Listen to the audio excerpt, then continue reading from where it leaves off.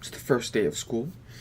You walk to your first class, and it's pretty boring because, it's all about, like, the syllabuses, assignments, and whatever, like, bullshit things that you need to know about that you don't actually need to know about. You sit in the back because who wants to sit in the front, right? No one. And also just because it's mandatory. It's a mandatory thing. Like, you go into a class, it's like mandatory for you to sit in the back. It's like, it just is. And then maybe you greet a friend from last year that you met. It's like, hey bro, what's up, man? How you been doing? How was your summer? Whatever, blah blah blah blah blah. And obviously he's also in the back, because everyone's got to sit in the back first. So you sit next to him, and you see a girl walk in. Your eyes immediately dart to her. It's like you're talking. It's like you're talking to him. It's like, whoop. She's immaculate, and then she locks eyes with you, and then she smiles. It's like, boom. It's like, wow. And you're just head over heels for this girl.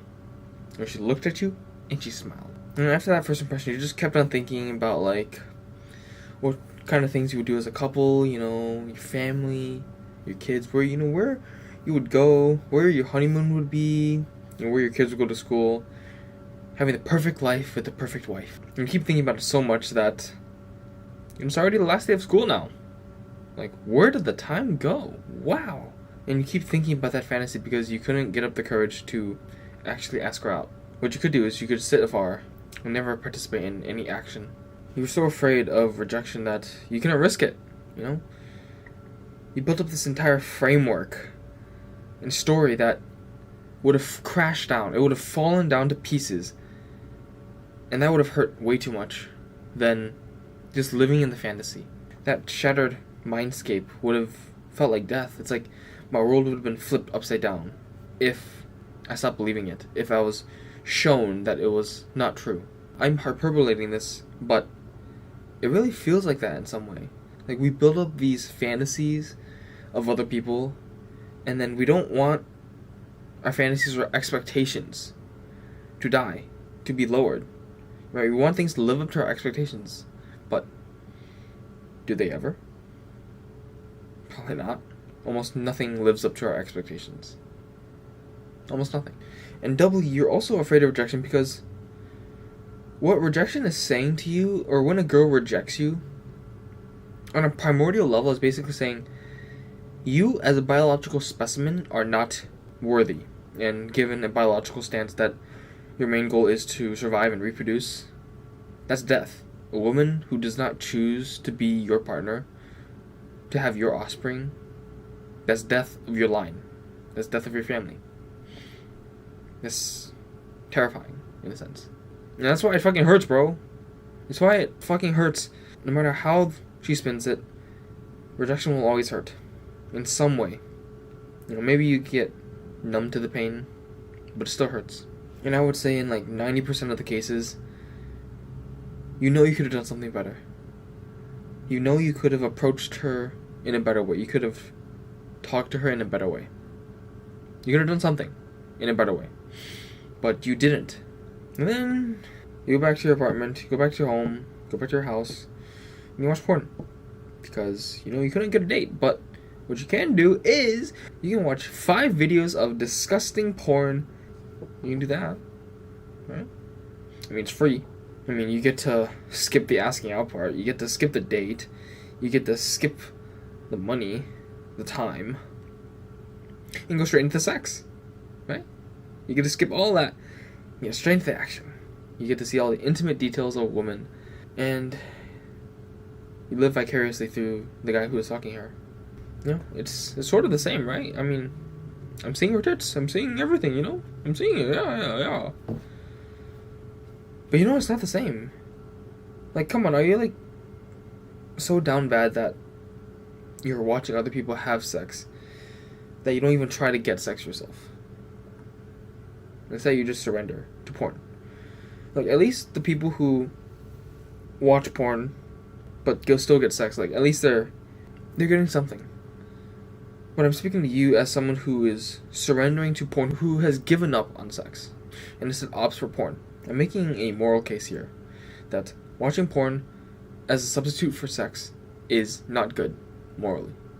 That's the moral case. Because porn is a predator to women and to men. For women, it predates on those who have been abused, are addicted to drugs, and or are mentally unwell. It takes advantages of these girls. Girl wants to do modeling, okay?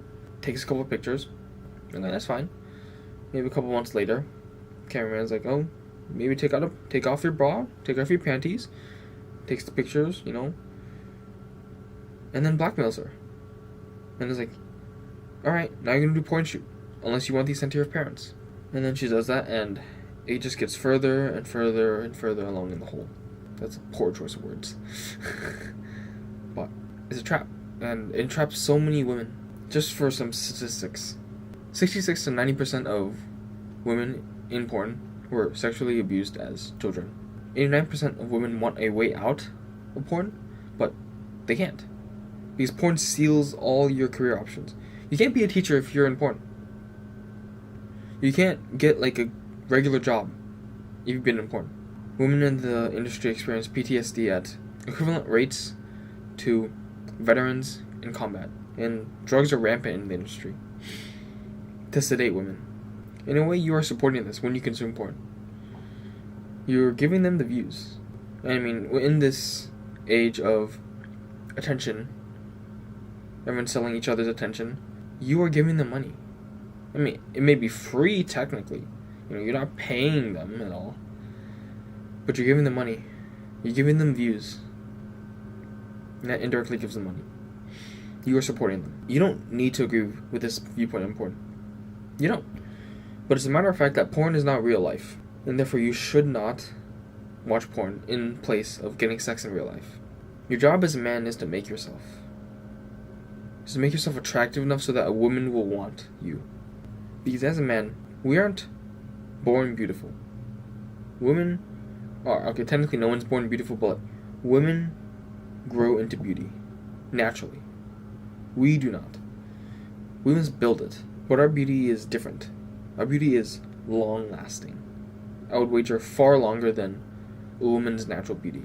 And to build that masculine beauty in ourselves, one way is to face rejection over and over and over again. Because what doesn't kill you makes you stronger. So if anything, from this video, if you take away anything, if you watch porn, quit porn. Truly. To be honest, this turned out to be a video about porn, which I did not expect, but that's okay, because quitting porn is important. Because what it does is it gives you the drive to go out into the world and face rejection. Right? Because if you don't have an outlet of porn, you can only have the outlet of actually talking to women. And if you don't want to face rejection for building yourself up, you can do it for the women who are suffering in porn. In that aspect, I'm telling you to get a real woman in the real world so that you can spare the women in the porn industry. Not for your own pleasure, but for other people. Do this for those who are suffering.